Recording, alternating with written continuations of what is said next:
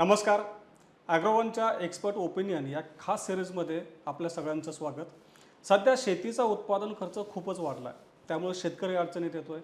त्यातच आता युद्धामुळं खतांचे भाव वाढलेत, याची भर आपल्या उत्पादन खर्चामध्ये पडतेच आहे. अशा परिस्थितीमध्ये आपल्याला खताचा कार्यक्षम वापर करणं गरजेचं झालं आहे. त्यासाठी आपल्याला जैविक खतं फायदेशीर ठरणार आहेत. मग नेमकी जैविक खतं काय आहेत, त्यांचा वापर कसा होतो, रासायनिक खतांच्या तुलनेमध्ये ही खतं वापरणं आपल्याला परवडणारे आहेत का, या सगळ्या प्रश्नांची उत्तरं आज आपण जाणून घेणार आहोत. आणि आज आपल्यासोबत आहेत तापी बायो फर्टिलायझर्सचे कार्यकारी संचालक ईश्वर जयस्वाल सर. सर, आपलं स्वागत आहे ॲग्रोवनमध्ये. नमस्कार सर. पहिला प्रश्न हाच आहे की नेमकी जैविक खतं काय आहेत आणि ती कशी फायदेशीर ठरत आहेत? सर्वात महत्त्वाचं काय ना, जैविक खत म्हणजे काय हे शेतकऱ्यांनी खूप अगोदर समजून घेतलं पाहिजे. जैविक खत हा तुमचा मीडिया आहे. बरं. तुम्ही कोणतंही रासायनिक खत ज्यावेळेस पिकाला देतात, ते रासायनिक खत पीक हे डायरेक्ट फॉर्ममध्ये घेत नाही, ते इनडायरेक्ट फॉर्ममध्ये असतं. त्याला डायरेक्ट फॉर्ममध्ये कन्व्हर्ट करण्याचं काम जैविक खतांचं आहे. ज्यावेळेस तुम्ही कोणतेही खतं पिकाला देतात त्यावेळेस त्याला त्या इनडायरेक्ट फॉर्ममधून डायरेक्ट फॉर्ममध्ये कन्व्हर्ट करून पिकाला उपलब्ध करून देण्याचं काम जैविक खतांचं आहे. अच्छा. त्यामुळे जैविक खत हे सगळ्यात महत्त्वाचं आहे. बरं, म्हणजे थोडक्यात हरभऱ्याची डाळ आहे की जी आपण थेट नाही खाऊ शकत, ते आपल्याला शिजवूनच खावं लागते. तसं जे आपण खतं पिकांना देतो तर ती पिकांना पचण्यासाठी, जसं आपल्या खाण्यासाठी उपयोग होतो तसं ते पचण्यासाठी हे काम, अन्न शिजवण्याचं काम म्हणजे जैविक खतं, असं तुम्हाला म्हणायचं? हां, सोप्या भाषेत सांगायचं म्हटलं ना, जसं तुम्ही आता तुम्ही हरभरा डाळीचं उदाहरण सांगितलं, नुसतं त्यापेक्षा सोपं सांगतो. गव्हाचं पीक आपण डायरेक्ट खाऊ शकत नाही. बरोबर. त्याच्यासाठी पहिले त्याचं पीठ करावं लागेल, त्याचं कणिक करावं लागेल, कणिक करून त्याला भिजवून त्याची पोळी करावी लागेल. त्याचप्रमाणे रासायनिक खत हे डायरेक्ट गहू आहे आणि पोळी हे त्याला पोळीमध्ये कन्व्हर्ट करण्याचं काम जैविक खतांचं असतं. तुम्ही दिलेले खत हे पिकाला डायरेक्ट उपलब्ध होत नसल्यामुळे जीवाणू त्याला पहिले सोल्युबलाइज करतात, इनडायरेक्ट फॉर्मचं त्याला डायरेक्ट फॉर्ममध्ये कन्व्हर्ट करतात आणि सोल्युबलाइज करून ते पिकाला उपलब्ध करून देतात. जैविक खतांमुळे तुमच्या रासायनिक खतांची, जेवढे तुम्ही रासायनिक खतं देतात त्यांची पूर्ण प्रोडक्टिव्हिटी त्याची वाढते. ते पूर्णचे पूर्ण पिकाला उपलब्ध होतात. हे सगळ्यात महत्त्वाचं काम जैविक खतांचं आहे. म्हणजे खतांचा कार्यक्षम वापर जैविक खतांमुळे 100% वाढतो. बरं, आता तुम्ही सांगितलं की रासायनिक खतांचा वापर होतो, मग साहजिकच आता आमच्या शेतकऱ्यांच्या मनात हा प्रश्न आला असेल की मग रासायनिक खतंही टाकायचे वरून जैविक खतंही टाकायचे, मग आमचा उत्पादन खर्च तर आणखीन वाढणार आहे. नाही, याच्यात सगळ्यात महत्त्वाचं ही गोष्ट सगळ्यात पहिले शेतकऱ्यांनी समजून घेतली पाहिजे. रासायनिक खतंही गरजेचे आहेत, पण त्याच्या मर्यादा ठरलेल्या आहे. रासायनिक खतांचा अमर्याद वापर झालेला आहे आणि तुम्ही जेही रासायनिक खतं देतात ते पूर्णचे पूर्ण पिकाला उपलब्ध होत आहेत का हे पहिले तपासण्याची गरज आहे. आणि जर ते पूर्णचे पूर्ण तुम्हाला उपलब्ध करून द्यायचे असतील तर तुम्हाला जैविक खतांचा वापर करणं खूप गरजेचं आहे. गरजेचं म्हटल्यापेक्षा तो बंधनकारक आहे. तुम्ही दिलेलं रासायनिक खत जर ते जमिनीतच पडून राहणार असेल, त्याचा जर पिकाला उपयोगच होणार नसेल, कारण जीवाणू असल्याशिवाय तुमचं रासायनिक खत पिकाला उपलब्ध होत नाही. त्यामुळे तुम्हाला रासायनिक खत टाकताना जीवाणूजन्य खतं वापरणं गरजेचं आहे. आता तुम्ही ज्यावेळेस म्हटलं की रासायनिक खतं वापरायचे प्लस जीवाणूजन्य खतं वापरायचे, शेतकऱ्यांचा खर्च 100% वाढणार आहे पहिल्यांदा. परंतु त्यात जसे जसे तुम्ही जीवाणू खतांचा वापर वाढवणार आहे तसं तसा तुमचा रासायनिक खतांचा खर्च ऑटोमॅटिक पुढे कमी होत जाणार आहे. त्यामुळे आज तो खर्च तुम्हाला वाढतो, पण त्याची सुरुवात तुम्हाला आज नाही तर उद्या करावीच लागणार आहे. जर तुमच्या हातात जमीनच नाही उरली, तुमची जर मातीचं 100% आजारी पडली, तुम्ही नंतर काय करणार आहे? त्यामुळे तुम्हाला आत्ता मातीचं जर आरोग्य सांभाळायचं असेल तर तुम्हाला जीवाणूजन्य खतांचा वापर करणं खूप गरजेचं आहे. बरं, म्हणजे तुम्हाला असं म्हणायचं आहे की आता जो काही आपला खतांचा वापर जास्त प्रमाणात गरजेपेक्षा जास्त होतो तो कमी होऊ शकतो 100%. आणि जीवाणूजन्य खतांमुळे शक्य होणार आहे. त्यामुळे खर्च जरी आपल्याला जास्त दिसत असला तरी तो ही खतांचा वापर कमी होईल रासायनिक खतांचा. बरोबर. आता सर, जीवाणू खतं म्हटलं की साहजिकच आता एक अनेक शेतकऱ्यांच्याबद्दल माहिती नाही आहे, तर ही खतं कोणत्या कोणत्या पिकांसाठी वापरता येतात? जीवाणूजन्य खतं तुम्ही सगळ्या पिकांसाठी वापरू शकता. जिथं तुमची माती आहे, ज्या मातीत जे पीक तुम्ही घेता त्या सगळ्या पिकांना जीवाणूजन्य खतं वापरणं. कारण तुम्ही प्रत्येक पिकाला नत्र लागतं, स्फुरद लागतं, पालाश लागतं, सूक्ष्मान्नद्रव्य लागतात. ही सगळी खतं पिकं डायरेक्ट घेत नाही. या सगळ्यांना सोल्युबलाइज करण्यासाठी तुम्हाला जीवाणूजन्य खतांची वापर करायची गरज 100% असते. प्रत्येक पिकाला, तुमचे कपाशी पीक असेल, सोयाबीन पीक असेल, मका असेल, टोमॅटो असेल, भाजीपालाजन्य पिकं असेल, ऊस असेल, फळबाग असेल, प्रत्येक पिकाला तुम्हाला जीवाणूजन्य खतं वापरण्याची गरज आहे आणि ते अनिवार्यपणे ते वापरलेच पाहिजे. नाहीतर तुम्ही दिलेले रासायनिक खतं 100% पिकांना उपलब्धच होणार नाही. अच्छा. आता सर, आपण वेगवेगळ्या विषयावरती पुढे चर्चा करूयात, परंतु एक सगळ्यात महत्त्वाचा प्रश्न मला सध्या आठवतो आहे, तो म्हणजे आपण जर बघितलं तर महाराष्ट्रातल्या विशेषतः मराठवाडा, विदर्भ किंवा इतर काही भागांमध्ये सध्या जमिनीची जी गुणवत्ता आहे, जमिनीचं जे आरोग्य आहे ते खूपच खालावलेलं आहे. सरकार देखील ते आरोग्य सुधारण्यासाठी प्रयत्न करतं आहे. तर याच्यासाठी जीवाणूजन्य खतं ज्याला आपण बायो फर्टिलायझर म्हणतो, तर ते उपयोगी ठरू शकतं? 100% ते उपयोगी ठरणार आहे. याच्यात काय झालेलं आहे, इतका प्रमाणापेक्षा जास्त रासायनिक खतांचा वापर शेतकऱ्यांनी चालू केलेला आहे. सरकारही याच्यात पुढाकार घेत आहे. पण शेवटी जोपर्यंत ग्राहक किंवा जोपर्यंत शेतकरी ह्या गोष्टी स्वतः आत्मसात करत नाही की आपल्याला याची गरज आहे, तो मान्य करत नाही, शेवटी सब कुछ सरकार नाही करेगा. खरी गोष्ट. काही गोष्टी आम्हाला सुद्धा करायच्या आहे. तुम्ही 100% सरकारच्या भरोशावर बसलात, सरकारही तुमच्या भरोशावर बसलं की तुम्ही काय केलं पाहिजे. सगळंच सरकार करेल हे कसं शक्य? सरकार अवेअरनेस आणू शकतं, सरकार हे करू नका हे सांगू शकतं, शेवटी करायचं तुम्हाला आहे. रासायनिक खतांचा इतका प्रमाणापेक्षा जास्त वापर झालेला आहे. तुम्ही बघा, तुमचा मराठवाड्याचा तुम्ही विषय घेतला, मराठवाड्यातल्या जमिनी, मराठवाड्यातल्याच नाही पूर्ण महाराष्ट्रात कुठेही जा, जमीन कडक झालेली. जमीन कडक झाली म्हणजे काय झालेली आहे, तुम्ही दिलेले फर्टिलायझर फिक्स झालेले आहे बऱ्या प्रमाणात. विदर्भात जा तुम्ही, मातीतलं सोडियम वाढलेलं आहे, मातीतलं मीठ वाढलेलं आहे, वरती अक्षरशः शारपट जमीन झालेली. हे सगळीकडे ही जो समस्या आहे ना, आज छोटी वाटते, ही समस्या येणाऱ्या भविष्यात ही भस्मासूर होऊन बसणार आहे. बरोबर. मातीतनं काहीच नाही पिकणार. माती अक्षरशः आजारी पाडून टाकलेली लोकांनी. इतका प्रमाणापेक्षा जास्त रासायनिक खतांचा वापर वाढवलेला, इतका प्रमाणापेक्षा जास्त की त्याची तुम्ही भरच काढू शकत नाही. म्हणजे आज जास्त पाहिजे ह्या हा जो चक्रव्यूह रचला गेलेला आहे शेतकऱ्यांच्या आसपास, की हे सोडल्याने खूप जास्त उत्पन्न येणार आहे, हे दिल्याने खूप जास्त उत्पन्न येणार आहे, ते अमुक केलं की खूप जास्त उत्पन्न येणार आहे. तर जास्तच्या उत्पन्नाच्या चक्करमध्ये एवढं नुकसान करून ठेवलं आहे मातीचं. तुमचं कधी येईल जास्तीचं माहीत नाही, पण तुमच्या हातातून माती निष्ठत चाललेली आहे. माती आता व्हेंटिलेशनवर आलेली आहे आणि ती जर वाचवायची असेल तर तुम्हाला जीवाणूजन्य खतं, बायो फर्टिलायझर, तुम्हाला प्रॅक्टिसच चेंज कराव्या लागणार आहेत. बरोबर. रासायनिक खतावरनं 100% रासायनिक खत बंद होणार नाही, ते करायचंही नाही आहे. त्याचं प्रमाण तुम्हाला कमी करायचं आहे. शेणखत वापरायचं आहे, गांडूळ खतं वापरायची आहे, जीवाणूजन्य खते वापरायची, रासायनिक खतांचा वापर कमी करायचा. बघा, आपले पूर्वज ज्यावेळेस शेती करायचे ना, त्यावेळेस एवढे रासायनिक खतं तेही वापरत नव्हते. त्याच्या जमिनी सकस होत्या. शेणखत होतं, प्रत्येकाच्या घरासमोर गाई घोडांचा गोठा होता, घरचं शेणखत निघायचं. तर शेणखत मिळत नाही. बरोबर. काय केलं आहे ना तुम्ही, सोप्या भाषेत सांगायचं ना, चांगलं सोडून तुम्ही वाईटाच्या मागे खूप, म्हणजे तुम्ही जसं सगळे शेतकरी चांगलं सोडून वाईटाच्या खूप मागे लागलेले आहेत. लोकांना काय झालं, लोकांना आत्ताच पाहिजे. अल्कोहोलिक प्रॅक्टिसेस लोकांना आवडायला लागलेल्या आहेत. आत्ता सोडलं, 1 दिवसात रिझल्ट, 2 दिवसात रिझल्ट, याने ठीक आहे तुम्हाला आज रिझल्ट मिळतो आहे, जमिनीचं काय? कारण जमीन रिपेअर करणारी टेक्नॉलॉजी जगात कुठंच नाही आहे. आज माती खराब झाली ना, अशी जगात टेक्नॉलॉजी नाही की ती उद्या रिपेअर करून देईल. याला काळ लागतो. जर जमीन खराब व्हायला 10 वर्ष लागलीत ना, ते चांगले यायला कदाचित 20 वर्ष लागतील. जर आता जमीन नाही जपली ना, मातीत काही चुकणार नाही. गंभीर परिस्थिती होईल.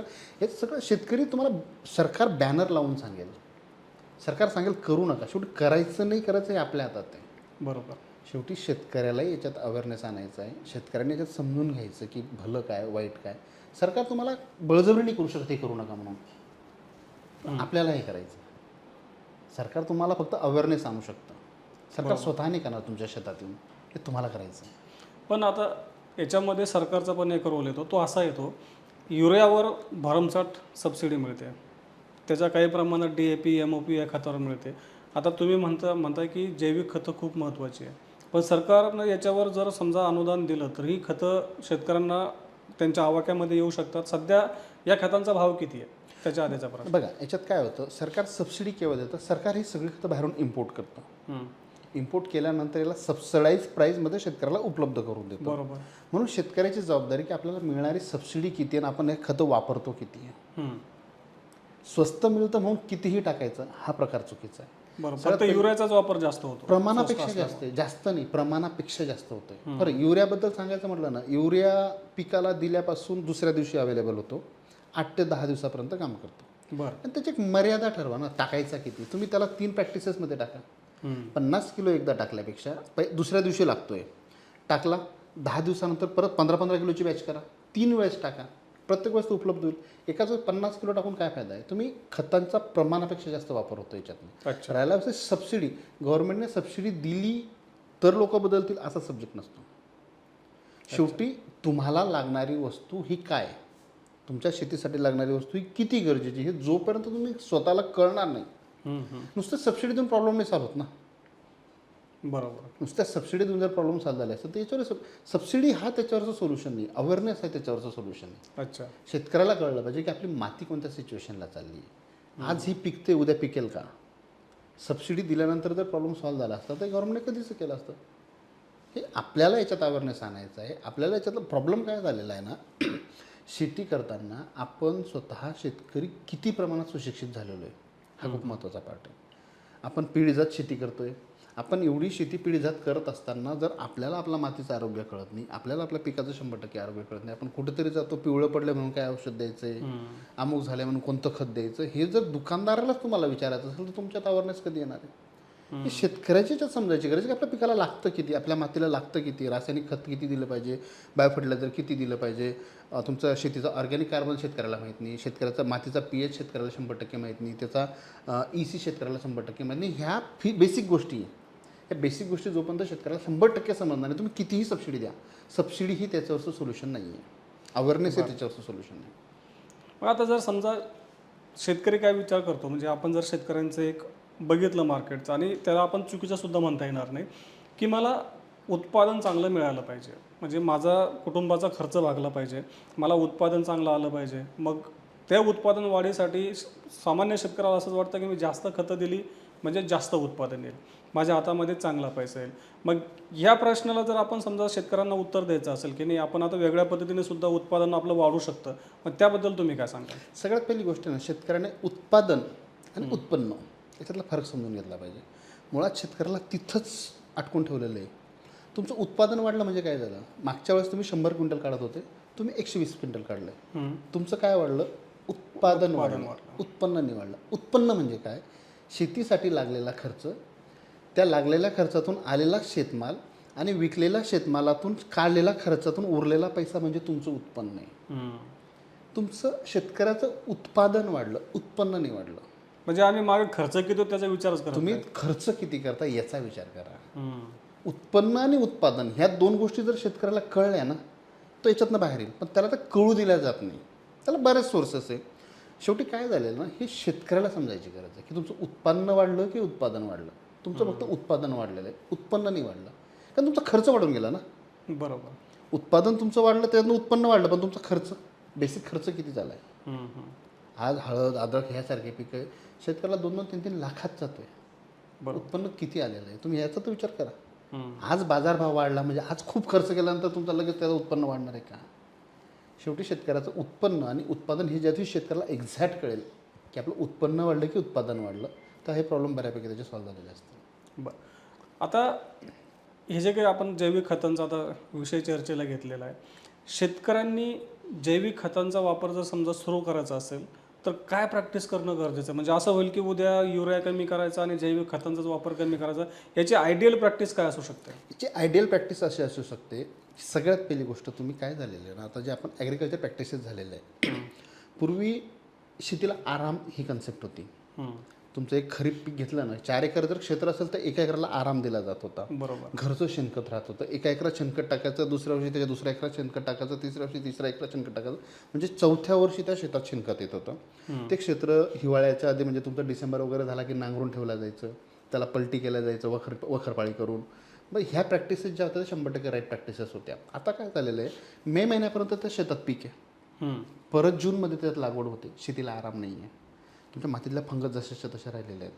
फक्त आपल्याला असं वाटतं की रासायनिक खतं टाकून उत्पन्न घेतलं जातं. तुम्ही जर त्याचं ॲव्हरेज कॅल्क्युलेशन केलं ना तर ते कॅल्क्युलेटेड नाही आहे. जर तुम्हाला बायोलॉजिकलमध्ये प्रॅक्टिसेस चालू करायचं, तुम्हाला रासायनिक खतांचं प्रमाण पहिले कमी करावं लागेल. 100% कमी होणार नाही एका दिवसात.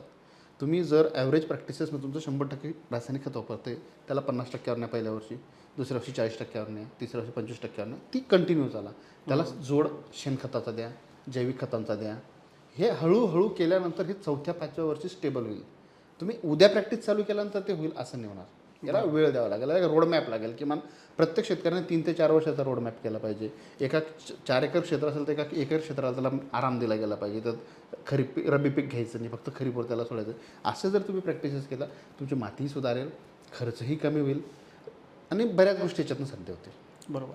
आता सर, साहजिकच आता जेवढे शेतकरी हे व्हिडिओ बघतात आहे, त्याच्यापैकी काही शेतकऱ्यांचा साहजिकच हा प्रश्न असेल की तुम्ही आम्हाला सांगताय की रासायनिक खतं कमी करा, जैविक खतं वापरा. तुम्ही शेती करता का? तुम्ही हे वापरता का? मी 100% घरची शेती करतो. माझी घरची शिंदाड, माझं गाव आहे मुळवा, पाचोरा तालुक्यातील. माझी 4 एकर मोसंबी आत्ता मी लावलेली बरं. आणि ती 100% जैविक नाही म्हणत मी, ती जवळपास 90% जैविकवर मी घेतो. 10% गरजे एवढं जेवढं सिंगल सुपर फॉस्फेट दिलं पाहिजे, गरजे एवढं जेवढं पोटॅश पालाश दिलं गेलं पाहिजे तेवढंच, तेही खूप नॉर्मल कमी प्रमाणात. म्हणजे पॉईंट 100%तलं 10% फक्त मी रासायनिक खत वापरतो. ज्याही शेतकऱ्याला किंवा ज्याही कोणाला ती शंका असेल की खरंच जैविकवर एवढ्या चांगल्या प्रमाणात फळबाग येते का, त्यांनी माझ्या शेतात जाऊन बघू. माझं 3रं वर्षाचं मोसंबीचं झाड आहे आता त्याला 4थं वर्ष लागलेलं आहे. इतकं चांगलं झाड झालेलं आहे, इतकं कमी प्रमाणात पाणी माझ्याकडे, तरीही ते बघितल्यानंतर असं वाटणार नाही की हे इतक्या कमी पाण्याचं फळबाग आहे म्हणून. उत्कृष्ट पद्धतीचं फळबाग आहे. सांगितल्यापेक्षा ज्यालाही एखाद्याला पाहिजे असेल त्यांनी ते जाऊन बघावं की जैविक फळबाग कशी केली जाऊ शकते. अच्छा, खूप छान झाड आहे आणि पूर्णतः जैविकवर आहे. बरं. 10%पेक्षाही कमी रासायनिक खताचा वापर आहे, जो एक जेवढा गरजेचा आहे त्याच्यापेक्षाही कमी प्रमाण. मलाही त्याला 3 वर्ष लागले त्या लेवलला यायला. एका वर्षात ते नाही झालं, हळूहळू करत करत ते आज सेटल आहे. आता पुढे त्याला 100% जरी जैविकवरून कन्वर्ट करायचं म्हटलं तरी ते होऊ शकतं. आता तुम्ही 3 वर्ष सांगितले जवळजवळ. आधी समजा तुम्ही 100% आपले केमिकल रासायनिक खतं वापरत होतात, तुम्ही जैविक खताला त्याची जोड दिली, तर मग हे प्रमाण कसं कसं कमी? पहिल्या वर्षी किती, दुसऱ्या वर्षी किती, 50%वरनं तुम्ही पहिल्या वर्षी कमी करून टाका. बरं. मग हळूहळू 10% कमी करता. 30% तुम्हाला रासायनिक गरजे एवढं तर लागणारच आहे तुम्हाला. त्याच्या मर्यादा वाढल्या, रासायनिक खताच्या वापराच्या मर्यादा वाढल्या खूप प्रमाणापेक्षा. अच्छा. त्या मर्यादा कमी करायच्या. 100% बंद नाही करायचं, मर्यादा कमी करायची. म्हणजे जेवढं आपल्याला लागतं तेवढंच घ्यायचं. प्रॉब्लेम काय झालेला आहे, तुमची भूक 2 पोळीची, तुम्ही खाता 5 पोळी आहे. डायजेस्ट 2च होणार आहेत. 3 एकतर वेस्टेज जाणार आहे किंवा मातीत फिक्स होणार आहे. पिकाची जेवढी कॅपॅसिटी तेवढी ते घेणार आहे. कॅपॅसिटीपेक्षा जास्त आपणही खात नाही, पिकाला देऊन काय फायदा आहे? बरोबर. बरं, आपलं आयुष्य 50 वर्षाचं ना, पिकाचं आयुष्यच वर्षभराचं आहे, 6 महिन्याचं आहे, 8 महिन्याचं आहे. त्याचं आयुष्यमान कमी आहे. तुम्ही त्याला गरजेपेक्षा जास्त टाकून करणार काय? बरोबर. गरजेपेक्षा कोणतीही गोष्ट जास्त वापरल्याने उत्पन्न वाढत नाही. आणि सगळ्यात महत्त्वाचं काय, शेतकऱ्याला सुद्धा अवेअरनेस आला पाहिजे. कसा? समजा मी शेती करतोय, माझ्या वडिलांनी शेती केली, माझ्या वडिलांनी किमान 30 वर्ष शेती केली असेल, मी 10-20 वर्षापासून शेती करतोय, म्हणजे I have a practice from 60 year. मी जर 60 वर्षापासून शेती करतोय, तर मी ज्या कृषी केंद्र संचालकाकडे जातोय त्याचा एक्सपिरियन्स निश्चितच कमी आहे. किमान 10 वर्ष असेल, 15 वर्ष. मी त्याच्या ज्ञानाबद्दल बोलत नाही, त्याचं ज्ञान 100% असेल, पण त्याच्या ज्ञानापेक्षा माझ्याकडे ज्ञान असलं पाहिजे की माझ्या शेतात ही डेफिशियन्सी आहे आणि ह्या डेफिशियन्सीला हे कंटेंट काम करतं, हे मला माहीत असलं पाहिजे. शेती नुसता व्यापार म्हणून नाही चालणार, शेती व्यापारासारखी केली गेली पाहिजे. शेती परवडत नाही हे म्हणणं चुकीचं आहे. परवडणाऱ्या पद्धतीने शेती आपल्याला जमत नाही हे सत्य आहे. मी जर 60 वर्षापासून माझ्या वडिलांपासून शेती करतोय आणि जर मला शेतातल्या पिकातली डेफिशियन्सी कळत नाही आहे, त्याच्यावर लागणारे कंटेंट कळत नाही, मी कसा व्यापारी झालो शेतीतला जर मला व्यापारी व्हायचं आहे, शेतीतला जर मला ह्या गोष्टी करायच्या, तर मला शेतीचं नॉलेज 100% असलं पाहिजे. जर मला तो व्यापार म्हणून करायचा आहे तर. नाहीतर मी नेहमी म्हणेल शेतकरी की शेती परवडत नाही. शेती परवडत त्याला नाही ज्याला परवडण्यासारखी शेती जमत नाही. बाकी शेती परवडणारी गोष्ट आहे 100%. जैविक खतं किती दिवस काम करतात? जैविक खताचं ड्युरेशन, त्याचं जो वर्किंग ड्युरेशन खूप मोठं आहे. साधारण कमीत कमी जर तुम्ही एक वेळेस कोणतेही जैविक खत दिलं ना, तर कमीत कमी 35 ते 40 दिवस ते काम करतं. अच्छा. त्याचा हा फायदा आहे. घेताना ते थोडं महाग वाटेल रासायनिक खताच्या तुलनेत जर ते केलं तर कोणाला वाटतं की 50 किलोची गोणी हा 1 किलोचं खत, त्याला जर कॅल्क्युलेट केलं त्याची रेट जास्त वाटतं, पण त्याचं ड्युरेशन जास्त आहे. अच्छा. लॉंग ड्युरेशन त्याचं वर्किंग, प्लस पुढच्या वेळेस त्याची डेफिशियन्सी म्हणजे त्याची रिक्वायरमेंट कमी करतं रासायनिक खताची. तसं जर टप्प्याटप्प्याने तुम्ही बघायला गेलं तर हे जैविक खतं कधी परवडेबल आहे रासायनिक खतांच्या तुलनेत. बरोबर. आता जयस्वाल सरांसोबत चर्चा केल्यानंतर आपल्याला एक जाणवलं की आपल्याला शेतीतून मिळणाऱ्या उत्पन्नाबरोबरच आपण जो काही खर्च करतो तो कसा कमी करता येईल याचा देखील विचार करावा लागणार आहे. आणि त्यासाठी आपल्याला जैविक खतं हा एक चांगला पर्याय असू शकतो, ठरू शकतो. कारण कमी खतांमध्ये त्याचा कार्यक्षम वापर झाल्यानंतर देखील आपल्याला उत्पन्न तेवढंच मिळू शकतं, हे यातून सिद्ध दिसून येतं. कारण ते स्वतः देखील त्यांनी शेती केलेली आहे. तर या पुढच्या कालावधीमध्ये आपल्याला जर आणखीन काही प्रश्न असतील तर आपण कमेंटमध्ये नक्की विचारा. आपण सरांकडून त्याचे उत्तर घेण्याचा नक्कीच प्रयत्न करू. सर, धन्यवाद. आज तुम्ही आम्हाला वेळ दिला. धन्यवाद.